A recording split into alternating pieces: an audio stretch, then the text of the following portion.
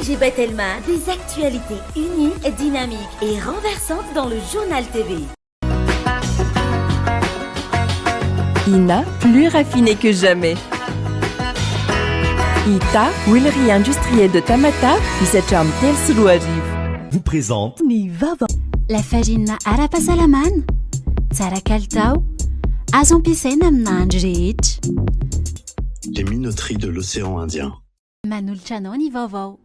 En choisissant l'université PEF, vous misez sur le changement, l'innovation et l'excellence. PEF, Manulchawanao ni Fampalalambovo. Rentrée en L1, 6 décembre 2022. Inscription ouverte au Cap 3000 Anjar. Matura pyramide na miaraka amin'ny France Col. Manulchano nivavo.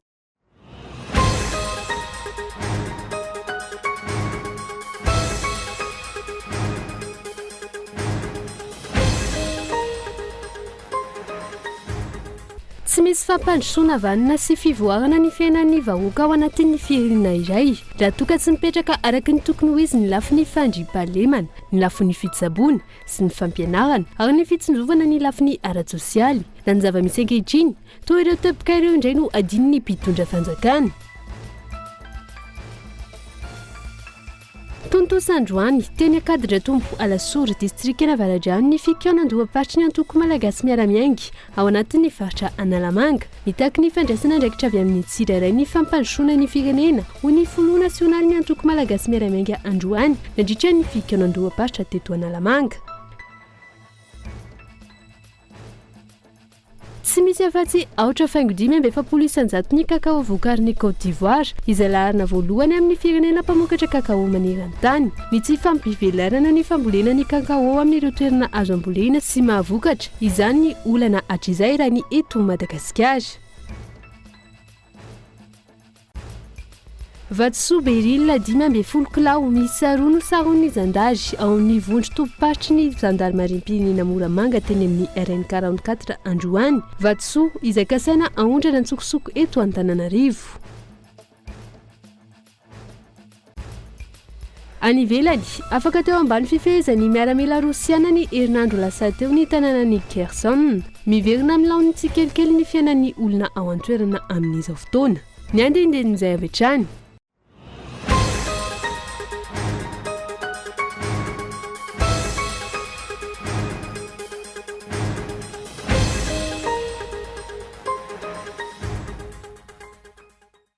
Manatitra ny araba tomko kilasy tomko vavy tonga soindra eto amin'ny fampalalam-baovao ny Ikolo TV ho amin'ny ity alina ity ampanazana trano anasanantsika rehetra anaraka izany hatramin'ny farany.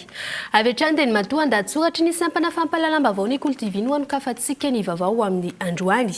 Tsy misy ny fampandrosoana vanina sy fivoaran'ny fiainan'ny vahoaka ao anatin'ny firenena iray raha toa ka tsy misy mipetraka araka ny tokony ho izy ny lafin'ny fandriam-pahalemana, ny lafin'ny fitsaboana sy ny fampianarana ary ny fitsinjovana ny lafin'ny ara-tsosialy. Raha ny zava-misy ankehitriny toa ireo teboka ireo indray no adininy mpitondra fanjakana very fanaim-bola velona ny ankamaroan'ny vahoaka malagasy manoloana ny vidangan'ny vidim-pianana izay tsy mifanaraka amin'ny vola raisina eo am-pelatanana.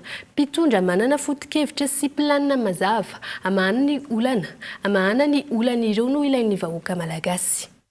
Trangam-piarahamonina mateti-pitranga no sady mampivarahontsana ny rehetra amin'izao fotoana izao.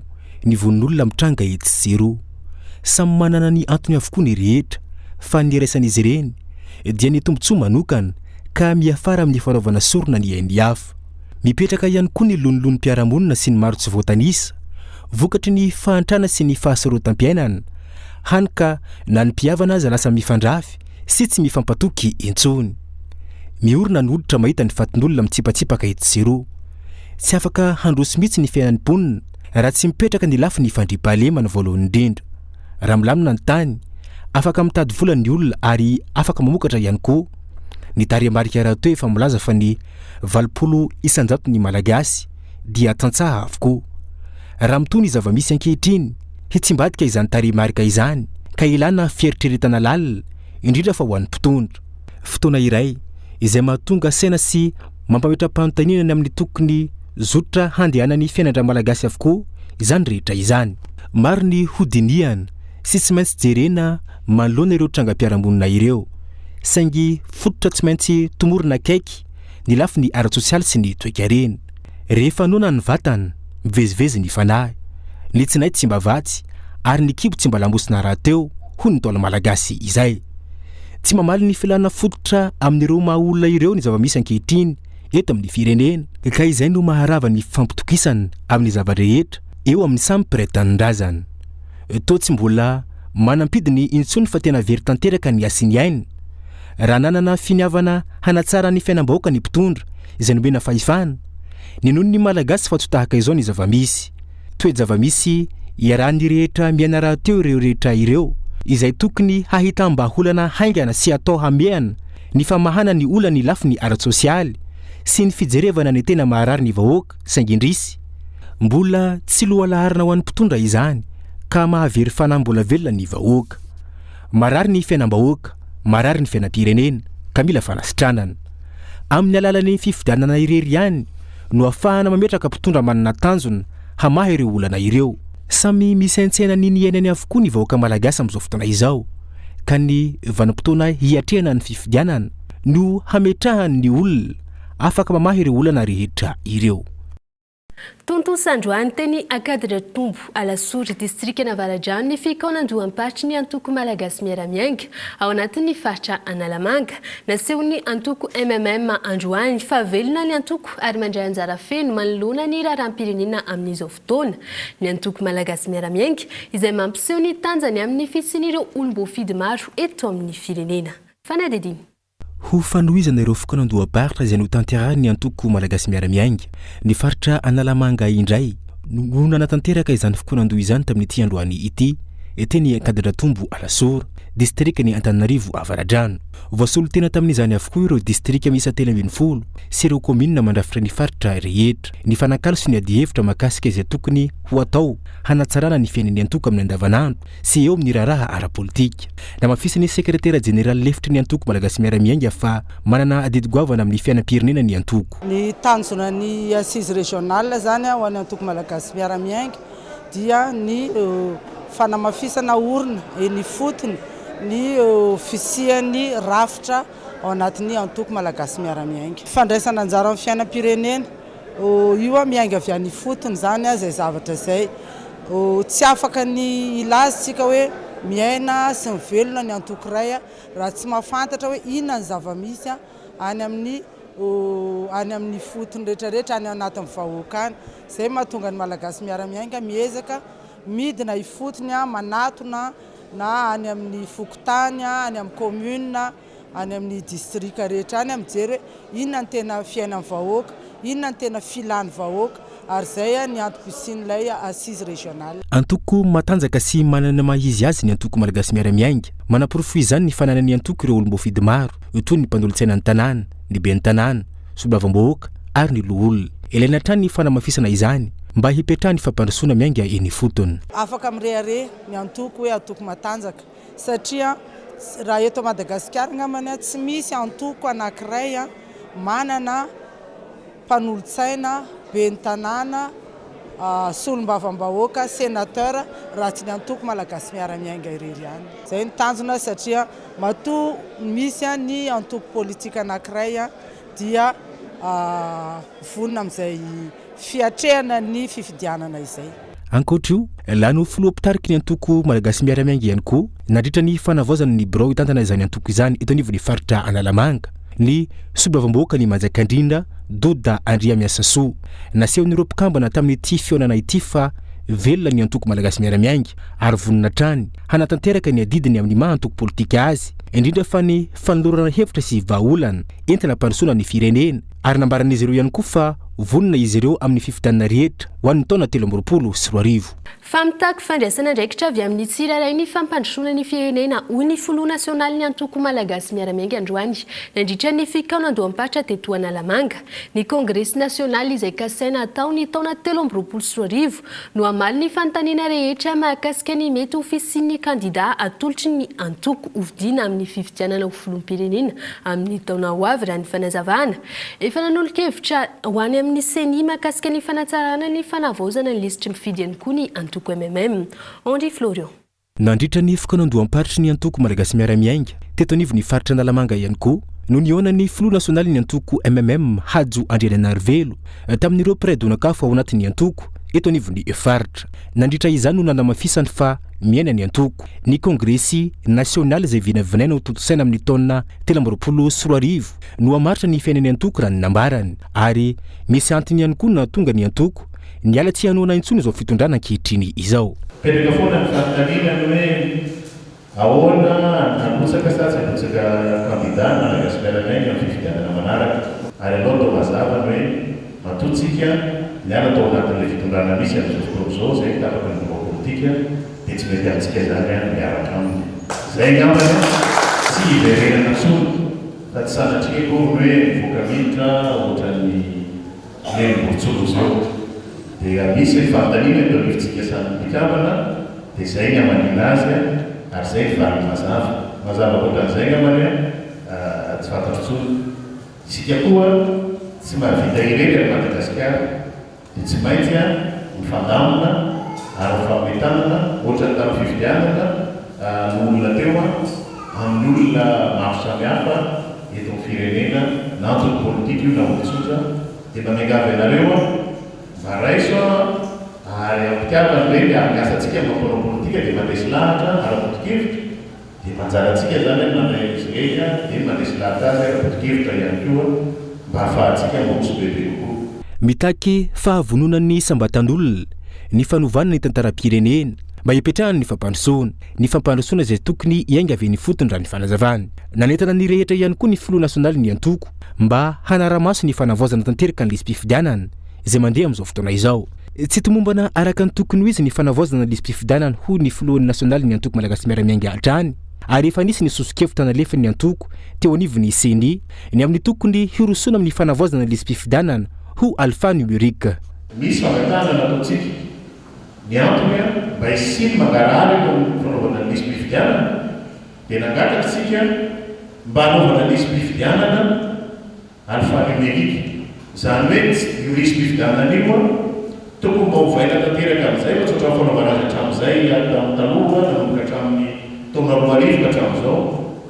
Fomba fitenitsika moa mazana amin'izao fotoana hoe manara-penitra, zany hoe tokony manaraka ny toetrandro zany. Nefa ilay lisym-pifidianana mihemitra raha oharana amin'ny toetrandro. Ny antony tsisy fampiasana mba mbola raisina anaty carnet, mbola raisina anaty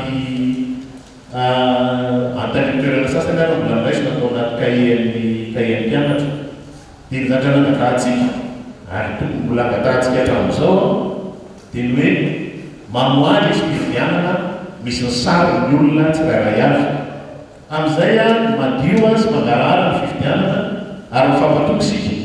Satria mino fa ilay fokontany misy antsika tsirairay avy ihany tsisy dia tsy mifankalala ny olona.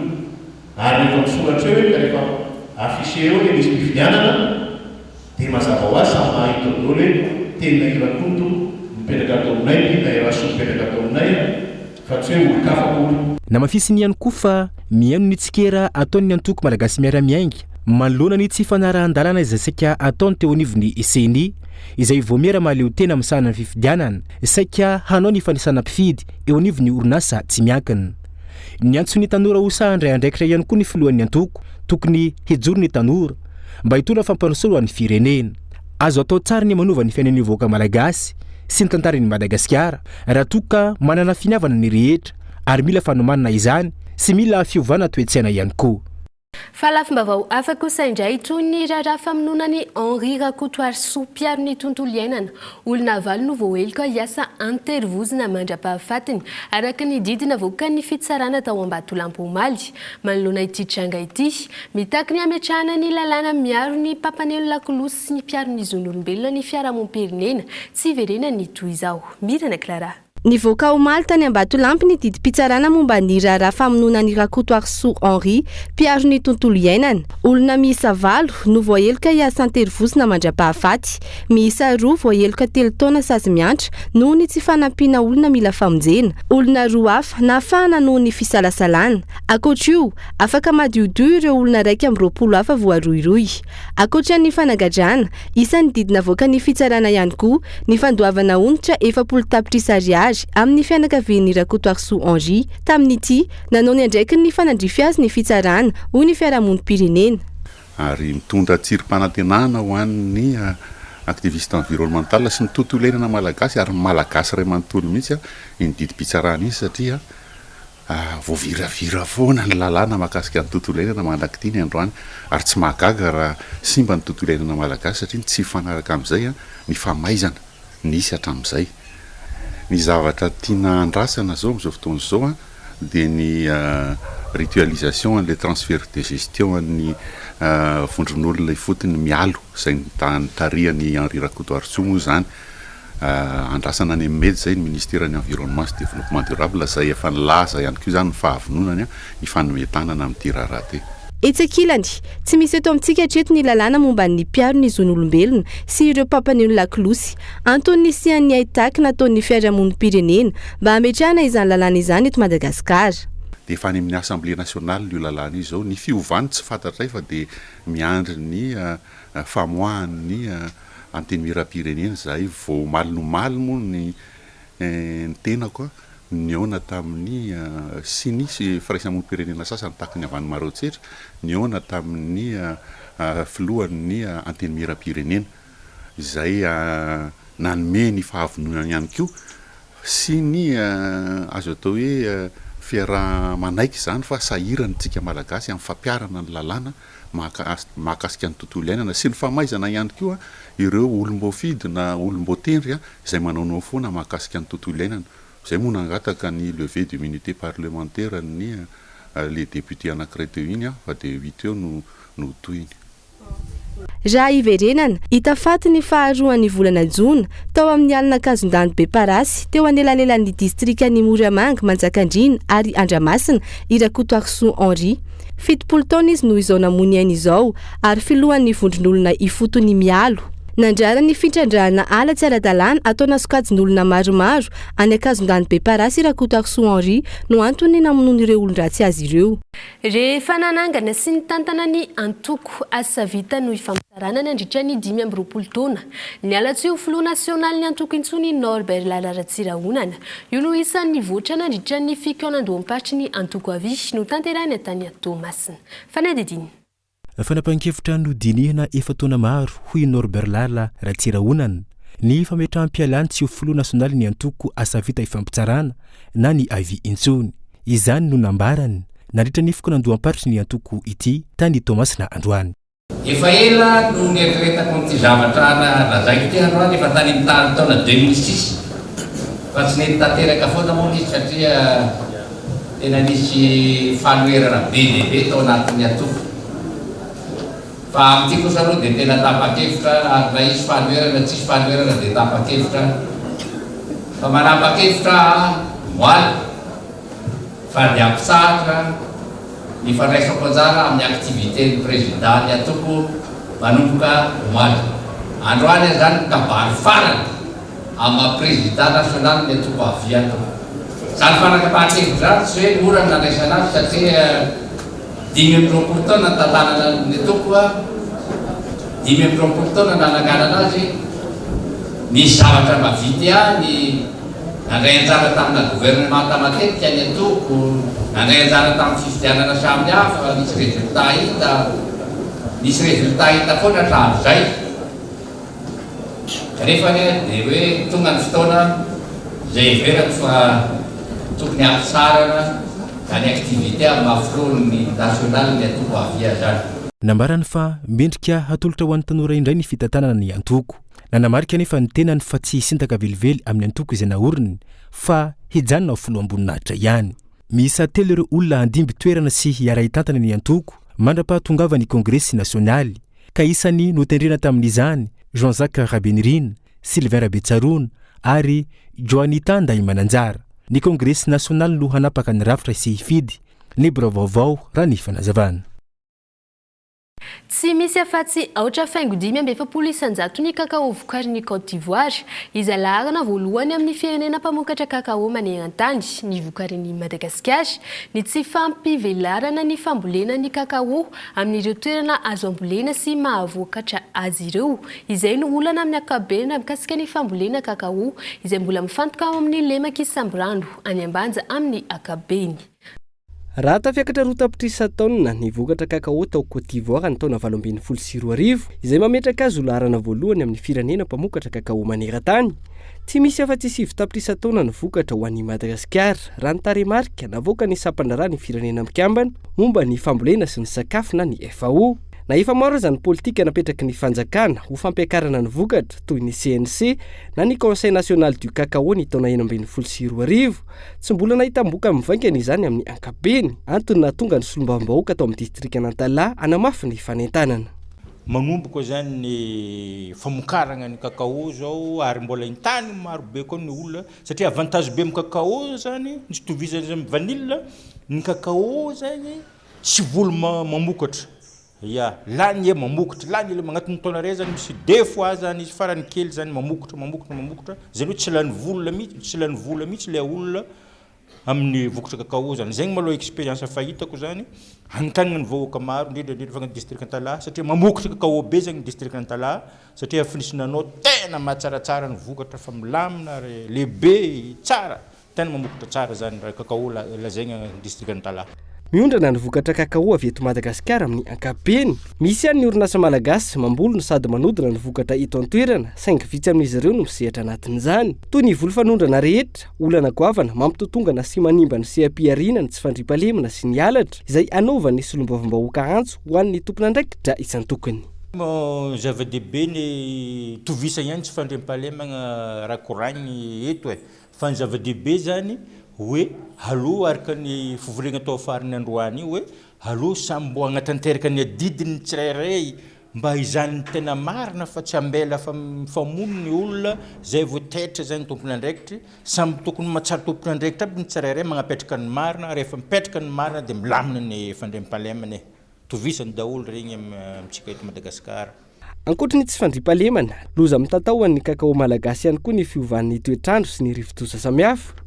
Teboka izay mila jerena avokoa hitazomana ny laza ny kakao avy eto Madagasikara eo amin'ny sehatra iraisam-pirenena. Ny firenena izay efa nahazo ny label kakao fin avy amin'ny ICCO na ny International Cocoa Organization nanomboka ny taona 2012. Dia iny fanadihadiana iny ary no anakatonantsika indray ny tapany voalohany fampahalalam-baovao amin'ity alina ity.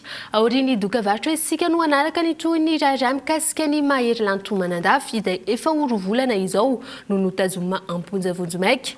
Eo ihany koa ny mikasika ny vatosoa berila miisa 2 milanja 5.10 kilao izay sahona teny amin'ny RN 44 mandrapitava vetivety ary.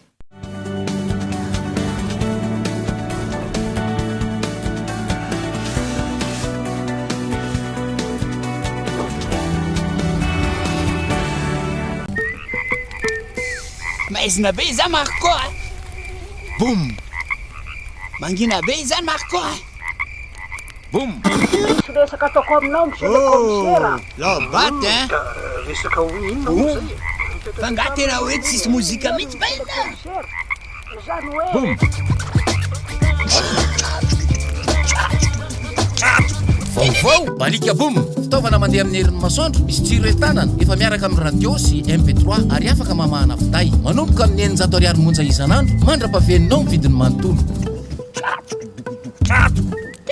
balika mamiratra no avika. Ina dia vita amin'ny soja voafantina mba hampatsiro ireo karazan-tsakafo karakarainao. Ny menaka Ina dia ahitana oméga 3 sy oméga 6 ary ara-pahasalamana no notrikaina entin'ny soja. Ina ilay menaka manome tsirony nahandronao isan'andro.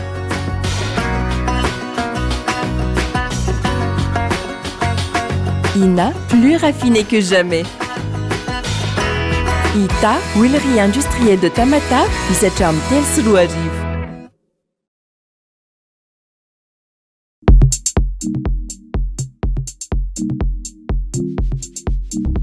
La farine ara-pahasalamana, tsara kalitao, azo ampiasaina amin'ny nahandro rehetra. Vokatra vita malagasy ary hitanao eny amin'ny mpanjara rehetra. Tsy hoe ny lafarina sy le pain amin'ny lanjany 1 kilao.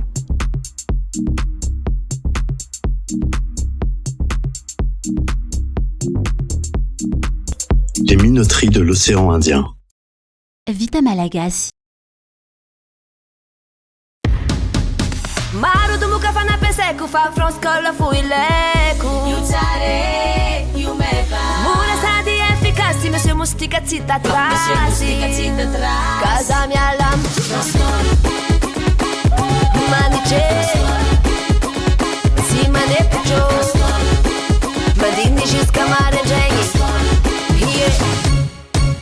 matory ampilaminana miaraka amin'ny France Col. Il existe un super pouvoir que nous avons tous, c'est le rire. Et tous ceux qui en usent nous font du bien.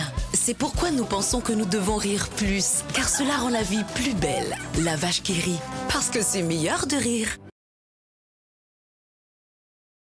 Université PEF. Parcours études et formations. 3 filières au choix. Informatique, 2 options. Développement d'applications et web, réseau et base de données. Droit, diplomatie et relations internationales. Management et administration des affaires pour obtenir les diplômes de licence et master suivant le système LMD. Admission sur sélection de dossiers et entretien. Rentrée en L1, 6 décembre 2022. Inscription ouverte au Cap 3000 Anjar. Contact 038 45 085 85. 020 85 085 85. En choisissant l'université PEF, vous misez sur le changement, l'innovation et l'excellence. Université PEF, l'excellence à portée de main. Arivo ho avy ny fifidianana itobaka ny vola izara t-shirt sy kojakoja samihafa indray ireo kandida mba handresen-dahatra anao.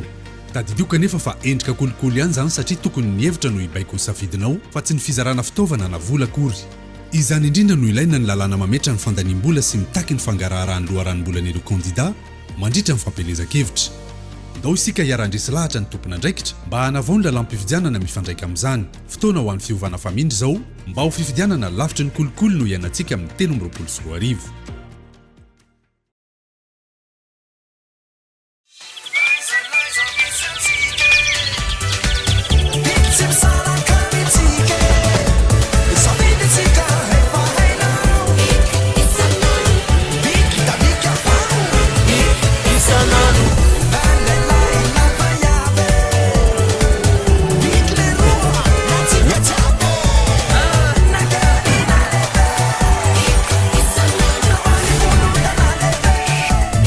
Isanandro.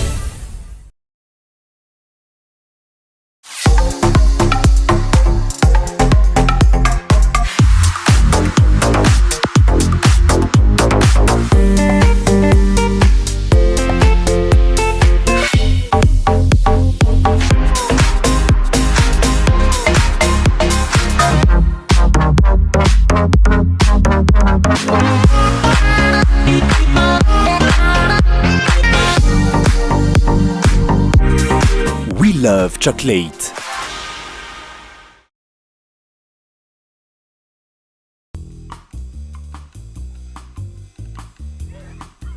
Ce n'est pas n'importe quel rasoir Bic. C'est un Flex 5, doté de 5 lames. Enfin, plutôt 6. Chaque lame s'adapte au contour de votre peau, tout en douceur.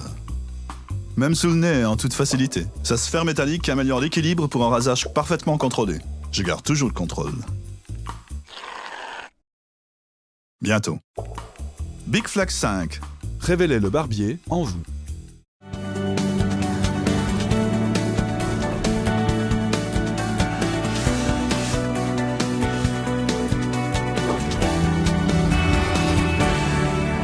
Tapany faharoa ny fampahalalam-baovao eto amin'ny Cool TV mamerina ny araba tomboko kilasy tomboko vavy. Anohizantsika ny fampahalalam-baovao.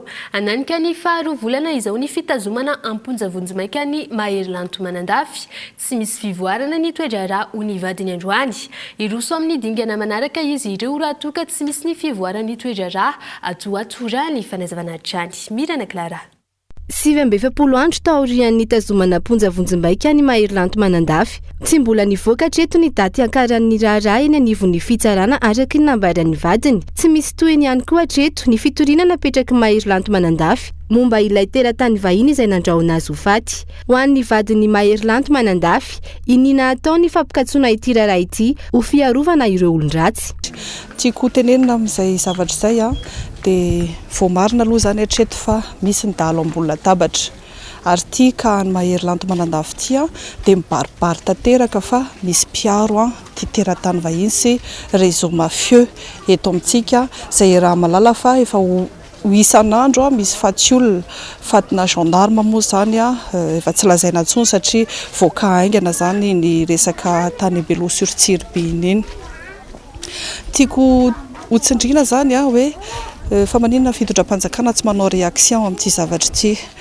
Dahalo ambony latabatra misy tianareo hotenenina koa ve zany fa miraiji-kombakomba amin'ireo nareo miaro ny dahalo ambony latabatra sy ny famononan'ny malagasy samy malagasy.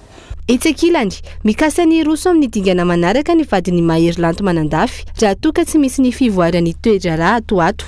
Ny dingana manaraka manomana moa zany izay zao ny vavaka misy vavaka omanina zany fotoam-pivavahana alohan'ny dirana bebe kokoa amin'izay hetsika mety mafimafy kokoa satria raha mbola tsisy fivoarana izao dia tena mialatsiny satria zohan'ny tsirairay no takena. Tsy ka ny maherirery angamba no tratran'izao fa ireo vahoaka majinika izay manana raharaha amin'ny fitsarana tsy mahafantatr'olona tsy manao kolikoly dia tratran'izao daholo ny tsindry azo lena rehetrarehetra. Dia nietsika manaraka araka izay teniko izay dia izy fotoam-pivavahana ho karakaraina fitondranam-bavaka amin'ny firenena, fitondranam-bavaka an'ireo olona namono ainy tsy fidiny amin'ny asan-dahalo olona tratrany tsindry azo lena satria tsy manan-kanteherana any ambany ravikazo rehetra any.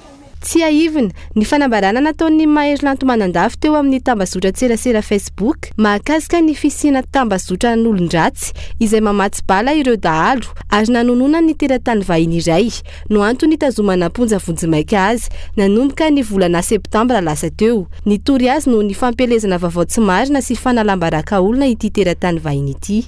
Nankalaza ny andro iraisam-pirenena ho an'ny diabeta ny fikambanana Lions Club Antananarivo sy ny Leo Club Androany. Tetsy amin'ny CHUGR Anosy ho fanamariana izany nisy ny fitiliana maimaimpona narahina fampiratiana tamin'ny trano Eva Maro Yotina. Tsy diso anjara tamin'ny fanamariana ny andro manderan-tany ho an'ny diabeta ny fikambanana Lions Club Antananarivo sy ny Leo Club Androany nisy ny hetsika izay nokarakarainy ny fikambanana Lions Club Antananarivo sy ny Leo Club tetsy amin'ny CHUGR etsy Anosy. Tao anatin'izany no nanatanterana fitiliana maimaimpona narahina fampiratiana tamin'ireo trano Eva entina ampafantarana n'izany ny diabeta izany. Ho anay Lions Club izay didingeda be ary axe d'intervention zany hoe asa goavana anankiray izay ataon'ny Lions Club eran'izao tontolo izao ny ady amin'ny diabeta ka ny androany zany ankalazanay Lions Club eto Antananarivo rehetrarehetra miaraka amin'ny avy any amin'ny province izay tonga eto ny andro iraisam-pirenena ho an'ny diabeta io fampisehoana mivelatra maromaro misy 5-30 karazana zany tindreo zany misy ny diabeta sy ny voa, diabeta sy ny fahasemban'ny voa, diabeta sy ny maso, diabeta sy ny lanja, diabeta sy ny fanafody, diabeta sy ny insuline, dia diabeta sy ny maso, maromaro izy zao dia manao fitiliana androany maimaimpona. Ilaina ny fiara-miantany rehetra ny fandresena ity aretina ity ho ny Lions Club Antananarivo sy ny Leo Club. Lohateny sy tanjona zany amin'ity dia hoe ny izahay Lion lona tanteraka ao anatin'ny ady amin'ny diabeta. Mampiavaka anazy amin'ity zany dia hoe tena filoman'ny diabeta, ny Lion sy ny Leo rehetrarehetra zany ao anatin'ny tontolon'ny diabetika. Tsy afaka ny anao hetsika sy fisoroana sy fanampiana ny diabetika raha tsy milona mihitsy ao anatiny.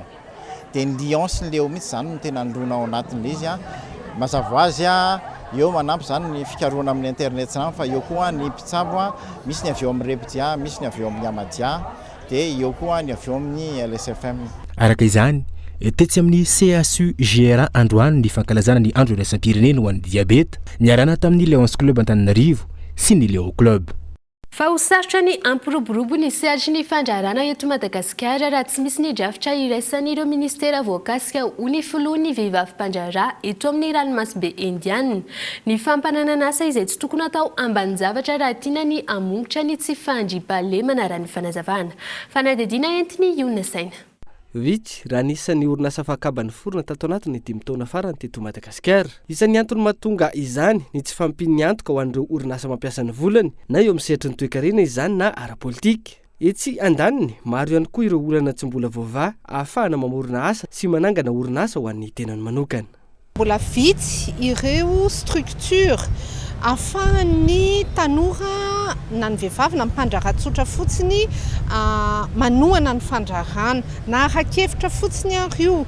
Tena hoe ianao zany rehefa miditra anatin'ilay fandrahana dia tonga ho azy eo anao dia ao ianao no mijery ny lalana dia ianao vao mahita hoe ay tokony atao an'izao ty tokony atao an'izao ty.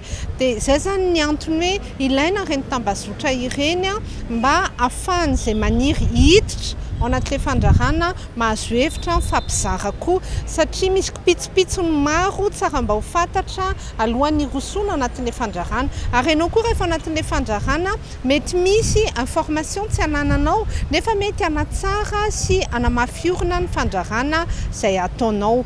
Hatrany amin'ny fototra ny olana hoy ny fanazavana raha ny famoronana asa sy ny fandrarahana eto Madagasikara. Tsy nobeazina sy nampianarina hiasa ho an'ny tenany ny zaza malagasy fa nofanina hiasa manolona. Vokatrio aty aoriana vao mitady toeram-piofanana ahafahana mandraharaha ho an'ny tena manokana. Maro no miteny hoe saturé ny sehatry ny fandrahana fa mbola maro ny asa azo atao ary afaka mbola hoe hivelarana zany raha eto andrenivohitra. Ny any tsy ampy dia mamatianina mahatonga an'ilay mpandrahana indray tsy matianina satria lafo ny formation ary tsy dia misy koa zany izy ireny ary mety tsy ho fantatra. Dia ianao rehefa miditra ao anatin'ny sehatry ny fandrahana raha vao tsy mahavita ianao miseho moa sy manao zavatra tsara mihoatra ny concurrent anao dia lafolefiny ianao. Tena ilaina ilay fampiofanana mba ho tena mantianina ilay vehivavy na ilay tanora mba ahafahany se positionner sur le marché tena manana ny toerany zany eo anivon'ny secteur d'activité izay misy anazy. Isan'ny mampirongatra ny tsy fandriampahalemana ny tsy fisian'ny asa. Etsy ankilany tsy hisy asa hiforona ihany koa raha tsy voafeny fandriampahalemana ho hiatrany faneho-kevitry ny vehivavy mpandraharaha eto amin'ny ranomasimbe indianina. Manoloana izany samy tokony atao laharam-pamehana ary azo ombokany ao anatin'ny fotoana fohy ireo sehatra roa ireo ahafahana mampiodina ny toe-karena. Favatsoa Berila 12 kilao miisa roa no saron'ny zandary ao amin'ny vondron-tondro-paritry ny zandarmaria mpirenena Moramanga teny amin'ny RN 44 avy any Brieville distrikany Tsaratanàna. 5 entina tsokosoko anty Antananarivo ireo vato-sabidy ireo orany fanadidina. Yotitina. Saron'ireo zandary avy ao amin'ny vondron-tompo-paritry ny zandarmaria mpirenena Moramanga teny amin'ny lalam-pirenena fa 470 ireo vato-sabidy Berila 12 kilao miisa roa izay saika entina tsokosoko aty Antananarivo. Aorian'ny famotorana izay ho tanterahan'ny mpitandro ny filaminana atolotra ny sampandrarahany arenan-kibony tany ny vato. Izao vokatra izao no azo dia teo ny fiarah-miasa mivantana tamin'ny vahoaka sy ny zandarmaria pirenena. Angom-baovao azo no nafantarana ny fisian'io ny ainga avy any Brieville ny Tsaratanàna ny azo ny Antananarivo nandalo ny RN 44 omaly 17 novambra 2020 sy 2020 dia vao nahazo an'izay tsilim-baovao izay moa zany tato amin'ny gendarmerie teto Moramanga dia nahetsika avy hatrany zany ireo élément manao barrage routier dia nanao ny fanakanana tamin'izay fotoana izay dia tratra moa zany ny tomobile mitondra anazy dia rehefa namarinina moa zany ny rehetrarehetra ny fisavana dia tratra teo le ireto vato Berila. Zay moa zany ny kalifenan'ireto vato reto manodidina ny eo amin'ny 12 kilao eo. Zay zany nitratra tamin'ny fotoana nisavana anazy teo. Olona iray hatreto no voasarignitra amin'ny tiraraha ity ary mitoy ny fanadihadiana ahitana ireo miray tsikombakomba rehetra raha ny fanazavana. Nankalazaina tao amin'ny faritra avaky ny ankaratra ny faharoapolo taona nitsanganan'ny federasiona ny olona manana fahasembanana ara-pahitana eto Madagasikara na ny FAM nitanjona ny fanatsarana ny farim-piainan'ireo olona manana fahasembanana hoy ny filohan'ny fikambanana ahatonga azy ireo aleo tena arabola eo amin'ny fiarahamonina amin'ny andavanandro. Koly TV Antsirabe. Roapolo taona izany nitsanganan'ny federasiona ny fikambanan'olona jamba eto Madagasikara na ny FAM.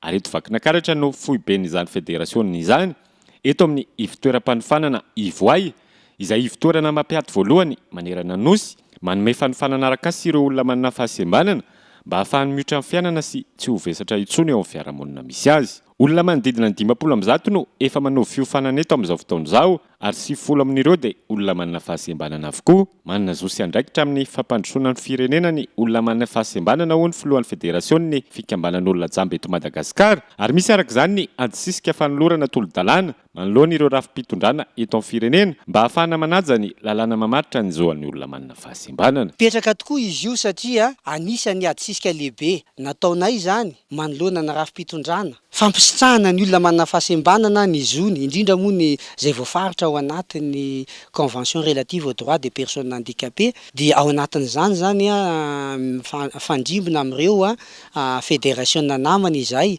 ny amin'ny fanolorana tolo-dalàna ho fampiarana amin'ny atsakasa andavany an'izy io. Ny etaetanay moa dia tsotra fampiarana araky ny tokony ho izy ny lalàna voafaritra zay mamaritra ny zon'ny olona manana fahasembanana.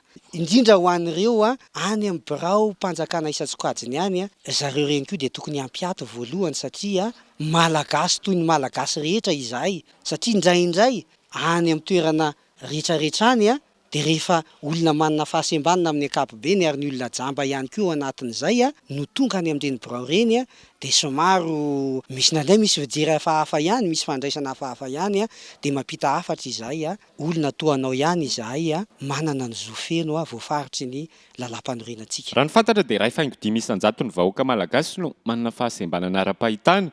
Izany hoe manodidina ny 4 mahery ny salanisan'ireo olona manana fahasembanana eto Madagasikara amin'ny ankapobeny. Raha mahavaky nakaratra manokana dia marobe ireo tetikasa manampy sy manohana azy ireny. Tanjo federasion'ny fikambanan'ny olona manana fahasembanana ara-pahitana nitombony ny isan'ireo toeram-pihofanana manerana ny Madagasikara toy ny eto amin'ny faritry vakinankaratra. Raha ny famo aloha dia tia ny voalohany ny hoe ampy ve amin'ny maha-voalohany azy zay dia efa zava-dehibe zay fa raha ny nofinofy dia hoe tsy eto Atsirabe ihany zay misy ny akamaroan'ny tetikasa aloha hatreto fa mbola ezahana ny ametrahana azy any amin'ireo faritra zay tena misy olona manana fahasembanana ara-pahitana marobe. Arak'izany tena kalazana ny zoma fa 20 ny volana Novambra 2024 lasa teo teto amin'ny ivitoeram-panofanana Mapiaty Ivoay eto Vakinankaratra ny 20 taona nitsangana ny federasion'ny fikambanan'ny olona manana fahasembanana ara-pahitana eto Madagasikara. Fa ho amin'ny maresaka any ivelany afaka teo ambany fifehezan'ny miaramila rosiana ny herinandro lasa teo ny tanànan'ny Kherson miverina amin'ny laony tsikelikely ny fiainan'ireo olona any an-toerana misy araka izany ny fanamboarana foto-drafitrasa sy ny fanomezana fanampiana maha olona ho an'ireo mponina ireo any an-toerana. Fanadidina eo amin'ny sarin'ny France 24. Faly avokoa ireo olona tao amin'ny tanàna nisy Kherson tamin'ny faharesen'ny miaramila rosiana tamin'ny herinandro lasa teo fa maro ireo foto-drafitrasa simba sy trano rava vokatry ny aty teo amin'ny Rosia sy Ukraine. Efa nanomboka ny volana martsa lasa teo no efa teo ambany fitantanan'ireo miaramila rosiana ity faritra ity raha ny fanazavana. Tao anatin'ity faritra ity maro ireo sivily maty vokatry ny fifandona tamin'ireo miaramila rosiana. Ny tsy fahampiny ny fitaovam-piadiana manoloana ny miaramila rosiana no nahafaty ireo olona ireo raha ny fanazavana. Manaitra ireo tompon'andraikitra amin'ny sehatra iraisam-pirenena manoloana izao tranga izao ireo tompon'andraikitra avy ao Ukraine. Maro ihany koa ireo miaramila nampitsalena nandritra izay fotoana izay raha ny fanazavana. Manantena fanampiana avy amin'ny sehatra iraisam-pirenena ny firenena Ukrainiana mba isian'ny fitsarana amin'ireo olona ampaniraka sy nandefa ireo miaramila ireo raha ny fanazavana. Dia iny fanadidina iny no mamarana ny fampalalam-baovao amin'ity alina ity isaorana isika rehetra nanaraka izany hatramin'ny farany manome fotoanana ho amin'ny rapitso indray. Veloma tompoko.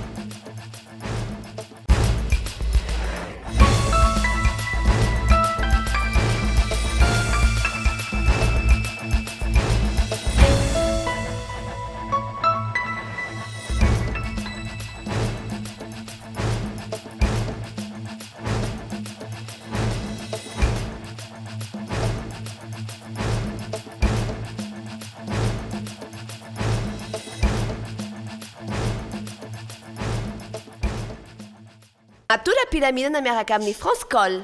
Vous a présenté Ny vaovao. Lafarina ara-pahasalamana, tsara kalitao, azo ampiasaina amina andro rehetra.